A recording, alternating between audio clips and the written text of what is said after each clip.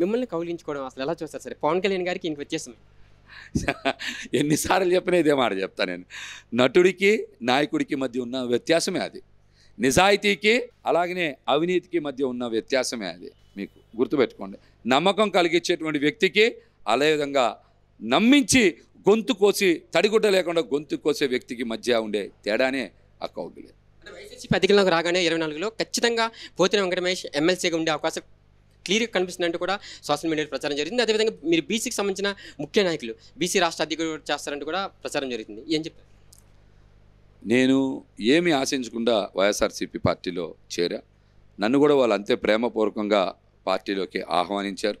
పెద్దలు సుబ్బారెడ్డి గారు కూడా, అదేవిధంగా అయోధ్య రామిరెడ్డి గారు కూడా నన్ను ఎంతో ఆదరించారు. వాళ్ళు జగన్మోహన్ రెడ్డి గారిని కూడా చూశారు. నన్ను ఎంతో ప్రేమగా దగ్గర తీసుకొని, మహేష్ ఖచ్చితంగా నీ రాజకీయ భవిష్యత్తు బాగుంటుందని చెప్పారు. నాకు ఎటువంటి పదవుల మీద ప్రస్తుతానికి ఎటువంటి ఆసక్తి లేదు. ఖచ్చితంగా నా దృష్టి అంతా కూడా పశ్చిమ నియోజకవర్గంలో విజయవాడ నగరంలో వైఎస్ఆర్సీపీ పార్టీ 3 స్థానాలు గెలవాలి, ఎంపీ స్థానం గెలవాలి. ఖచ్చితంగా ఇక్కడ వైసీపీ హ్యాట్రిక్ కొట్టాలి, అభ్యర్థి ఆసిఫ్ గెలవాలి. అదేవిధంగా సుజనా ఓటమిని అత్యంత దారుణంగా ఉండాలి. మొన్నటి వరకు మీ వెంట ఉన్న వ్యక్తులు జనసేన పార్టీ నాయకులు ఈరోజు మిమ్మల్ని విమర్శిస్తున్నారు. కిరణ్ రాయలు కానీ, రాయపాటి అరుణ కానీ చాలామంది రాజకీయ నాయకులు అంటే మీ వెనకుండే మిమ్మల్ని ఈరోజు విమర్శిస్తున్నారు. ఇది మాత్రం బాగా షూట్ చేయాలి మీరు. కిరణ్ రాయల్కి సీట్ రాలా. అతను స్థానికుడు అయినప్పటికీ కూడా, హరిప్రసాద్ గారు అక్కడ స్థానికుడు అయినప్పటికీ కూడా ఇవ్వకుండా సీటు ఆరని శ్రీనివాస్కి టికెట్ ఇవ్వడాన్ని ఏమంటారో కిరణ్ రాయల్ సమాధానం చెప్పాలి. ఏమంటారో చెప్పాలి. చిత్తూరు నుంచి తీసుకొచ్చి తిరుపతిలో సీట్ ఇస్తే దాని మీద స్పందించకుండా నా మీద విమర్శలు చేయడం ఏంటి? ఆదివారం రాత్రి వరకు నువ్వు ఎటువంటి పరిస్థితుల్లో నాకు ఫోన్ చేసావో తెలియదా? బోర్ నేర్చిన మాట వాస్తవం కాదా? నువ్వు ఆర్ఎన్ శ్రీనివాస్తో ఇంతవరకు ప్రచారంలో పాల్గొలా. ఇది పార్టీ లైన్ నుంచి బయట ఉండడమో కాదో ముందు సమాధానం చెప్పు. అంటే నువ్వు జెండా కూలీగా ఉండడం నీకే ఇష్టం లేదు, ఇంకా పార్టీలో ఎందుకు ఉండడం? నువ్వు నాలాంటి వాళ్ళు విమర్శ చేస్తే ప్రజలు కూడా నిన్ను ఊరుకోరు. నువ్వు జెండా కూలీగా ఉండకూడదు అనుకో, నువ్వు బయటకు వచ్చాయి రా, జగనన్న నేతృత్వంలో చేరు, ప్రజలకి మంచి చేయి. అట్లా తడిగుడ్డతో గొంతులు కోసేటువంటి వ్యక్తుల పక్కన నువ్వెందుకు ఉండడం? కాబట్టి కిరణ్ రాయలకి చేసేటువంటి సూచన నేను ఇదే. అట్లాగనే అమ్మాయి రాయపాటి అరుణ నా సోదరు లాంటిది. ఆ అమ్మాయిని నెల రోజుల కిందట గుండెల మీద గట్టిగా గుద్దే రోడ్డు మీద పడేసి జనసేన పార్టీలో కొంతమంది నాయకులు కొట్టిన మాట నిజం కాదా? కొడితే అమ్మాయి ఎన్ని రోజులు టీవీల్లో పేపర్లో మాట్లాడింది, సోషల్ మీడియాలో ఎలా మాట్లాడింది, అవన్నీ చూసుకోమని చెప్పండి. ఒక మహిళకి రక్షణ కల్పించలేనటువంటి పనికి మాలిన పార్టీ జనసేన పార్టీ.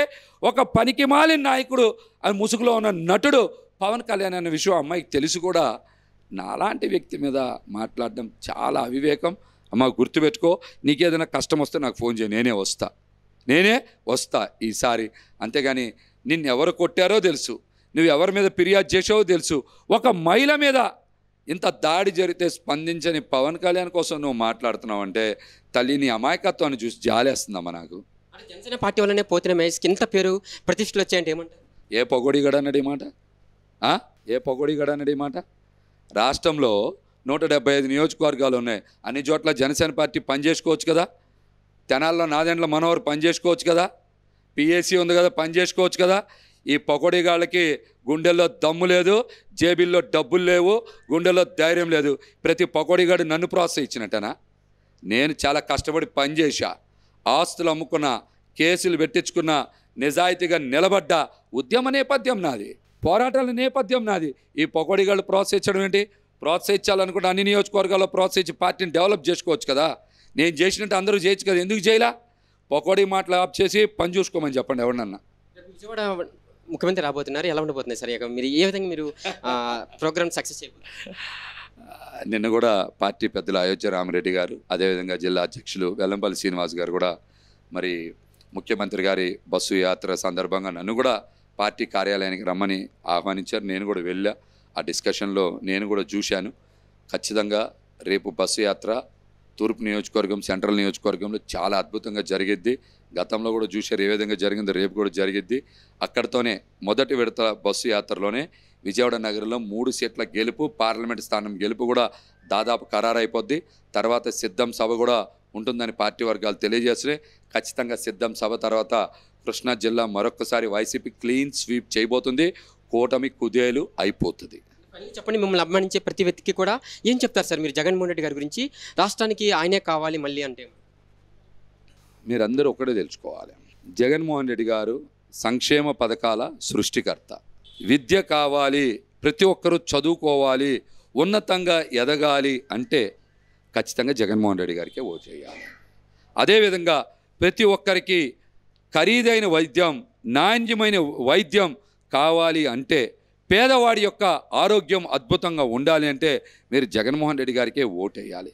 ప్రతి సామాన్యుడి యొక్క సొంత ఇంటి కళ సాకారం కావాలి, మీరు మీ సొంత ఇల్లు గృహప్రవేశం చేయాలి, మీరు అద్దెదారులుగా మిగిలిపోకుండా సొంత ఇంటి దారులుగా మారాలంటే మీరు ఖచ్చితంగా జగన్మోహన్ రెడ్డి గారికి ఫ్యాన్ గుర్తుకే ఓటేయాలి.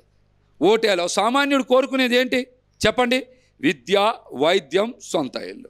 ఈ కళ మీకు నెరవేరాలంటే మీరు ఖచ్చితంగా మీరు జగన్మోహన్ రెడ్డి గారికి ఫ్యాన్ గుర్తుకే ఓటేయాలి. అటు ఇటు వేస్తే మీరు ఇంకా ఇంగ్లీష్ మీడియంలో చదువుకునే పరిస్థితులు ఉండవు, నాణ్యమైన వైద్యం మీకు అందదు, మీ సొంత ఇంటి కళ నెరవేరదు. అక్కడ ఉన్నోళ్ళందరూ మోసగాళ్ళు, దొంగలు, నటులు, మాయగాళ్ళు. కాబట్టి కూటమి అభ్యర్థులను నమ్మొద్దు, జగన్మోహన్ రెడ్డి గారిని సంపూర్ణంగా విశ్వసించండి. మాట మీద నిలబడేటువంటి వ్యక్తి, పేదల జీవితాల్ని మార్చేటువంటి ఒక గొప్ప వ్యక్తి తరపునే అందరం నిలబడాలని కూడా తెలియజేస్తా ఉన్నా.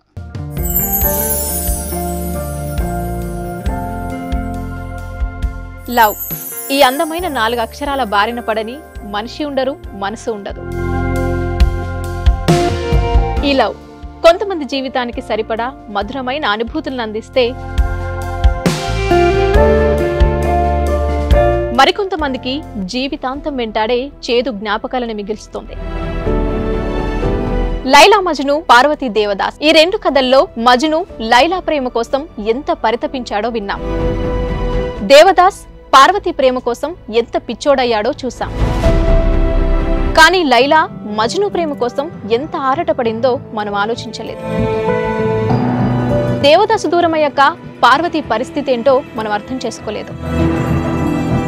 ప్రేమ నుండి పెళ్లి వరకు వెళ్ళలేకపోయినా ఎంతో మంది అమ్మాయిల బ్రేకప్ స్టోరీస్తో మీ లవ్ టుడే.